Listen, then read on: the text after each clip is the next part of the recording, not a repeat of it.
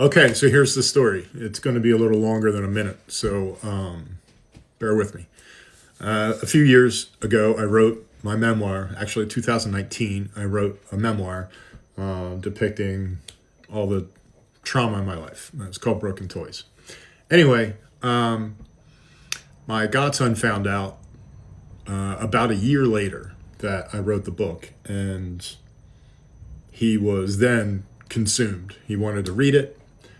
Obviously, he couldn't read it, still can't read it. He's 13 now, and he's not going to be able to read it for a few years. So anyway, for back then, he had turned 9, and he's like, I want to write a book. I bought him a typewriter. I found this company that refurbishes like old-time typewriters, like really nice typewriters.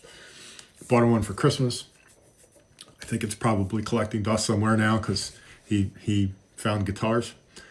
And anyway, at the time he was gung-ho. He was banging at the keyboard every day and really coming up with not much. So I sat with him one day and I said, hey, listen, what do you want to write a book about? And without hesitation, he said, I want to write a book about a wrench that wants to be a hammer. And I went, oh, that's interesting. So we went on this journey. We created a Google Doc that we shared, and I would ask him questions as we went. How did he find out about this, hammer? Like, what's their relationship? Are they friends or whatever it was? He answered all these questions. And then I started writing a book. I wrote about, so my children's books, this will be my second one. They're about 32 pages long. They rhyme in kind of like a cadence, which is really a really fun read for young kids, at bedtime. And anyway, so I wrote about 20 of the 32 pages, and then I just hit a wall. I couldn't figure out how to end it. And in the middle of, I guess it was June of last year, I figured it out. I finally, the block after a couple of years, I was busy with other things, but the block finally lifted and I was able to finish it. And then I needed to find an illustrator because I can't draw. And the idea of humanizing tools, was beyond anything that AI could do at the time. Maybe you could do it now, I don't know.